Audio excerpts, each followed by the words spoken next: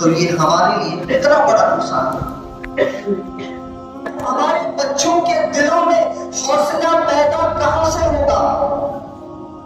مصیبتوں کے وقت جب لوگوں کے قدم کانپ رہے ہوں گے، دل تھرتھرا رہا ہوگا، ایسے لمحے میں وہ کون سی چیز ہوگی جو ان کے کانپتے ہوئے دلوں کو تھامے گی، تھرتھراتے ہوئے پاؤں کو تھامے گی اور ان کو سہارا دے گی کہ ڈٹے رہو، جمے رہو۔ ایک زمانہ وہ بھی تھا جب صحابہ میں ظلم و ستم ڈھائے گئے تھے، صحابہ کو مشق ستم بنایا گیا تھا، صحابہ کے دلوں سے توحید کو نکالنے کی کوشش کی گئی تھی، محمد رسول اللہ کی محبت کو نکالنے کی کوشش کی گئی تھی، صحابہ ڈٹے رہے تھے، جمے رہے تھے، اپنی جانوں کو قربان کر دیا تھا، لیکن نبی کی محبت کو اپنے دلوں سے نہیں نکالا تھا۔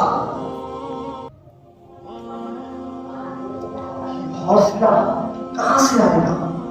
تاریخ معلوم ہوگی، اگر نگاہوں میں، ذہنوں میں، دلوں میں وہ تاریخ بسی ہوگی، اگر ابو بکر صدیق کی، عمر فاروق کی، سمیہ کی، زبیرہ کی، تو حوصلہ ملے گا مشکلوں میں قدم کو جمانے کا۔ اور اگر تاریخ معلوم نہیں ہوگی تو قدم لڑکھڑا کے گر جائیں گے، ایمان بھی ختم، رسول اللہ کی محبت بھی ختم، دنیا اور آخرت دونوں جگہ کی تباہی اور بربادی مقدر بن جائے گی۔ اس نقطے پہ غور کیجیے، وہ قوم جو اپنا رشتہ اپنے ماضی سے توڑ لیتی ہے، روشن ماضی سے، پھر وہ قوم آگے چل کے ختم ہو جاتی ہے۔ ہو سکتا ہے جسم کے اعتبار سے وہ قوم زندہ رہے، روئے زمین پہ چلے پھرے، لیکن اس قوم کی کوئی وقت اور حیثیت نہیں رہ جاتی ہے۔ مسلمانوں نے اپنے روشن ماضی سے اپنا رشتہ توڑ لیا ہے۔ آج دنیا میں دوسرے نمبر پہ مسلمان قوم موجود ہیں، لیکن مقام و مرتبے کی حیثیت سے دیکھیے تو ان کی کوئی حیثیت ہی نہیں ہے دنیا میں، کوئی وقت نہیں ہے دنیا میں، کوئی وزن نہیں ہے دنیا میں۔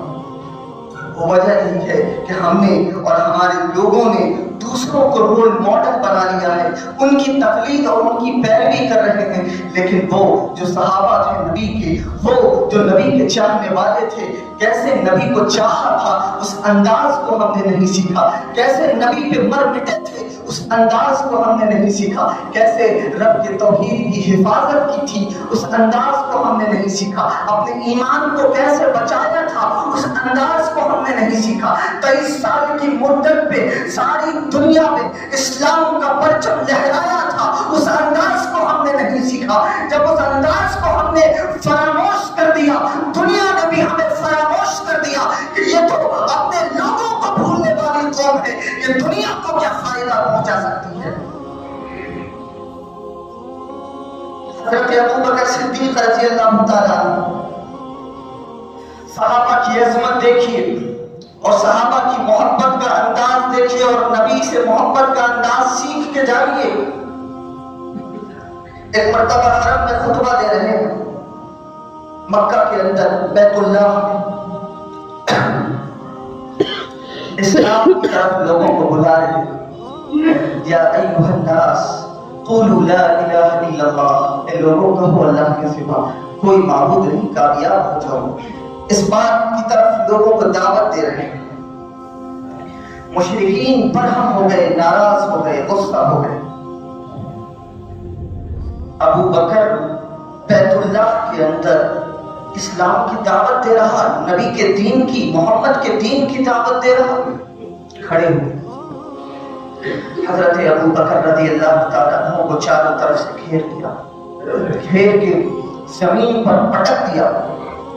پٹکنے کے بعد اس میں سے ایک مشرک اٹھا اور اس نے حضرت ابو بکر صدیق رضی اللہ تعالیٰ عنہ کے چہرے کو نشانہ بنایا اور اپنے پیر کی جوتیوں سے حضرت ابو بکر صدیق کے چہرے کی دونوں جانب پوری طاقت و قوت سے حملہ کرنے لگا۔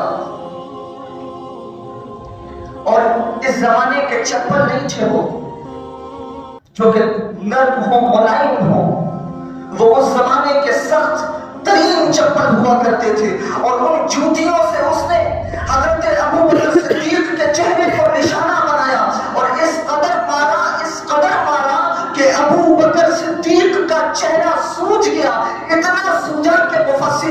مورخین لکھتے ہیں کہ ناک اور چہرہ دونوں برابر ہو گیا تھا۔ اس کے بعد جب دیکھا کہ چہرے پہ کوئی جگہ ایسی باقی نہیں، اس کو تھوڑا سا پیچھے لیجیے گا۔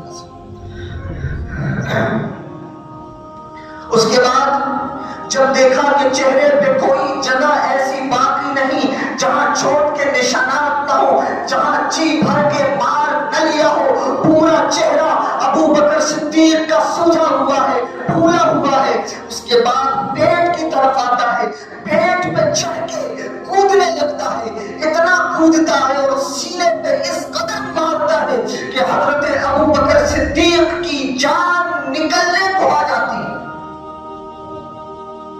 اس پہ اس نے بس نہیں کیا بلکہ پورے جسم پہ مارا، نشانہ بنایا، اور جب لگا کہ اب ابو بکر صدیق کے اندر کوئی سکت باقی نہیں ہے، کوئی قوت باقی نہیں ہے، تب اس نے چھوڑا۔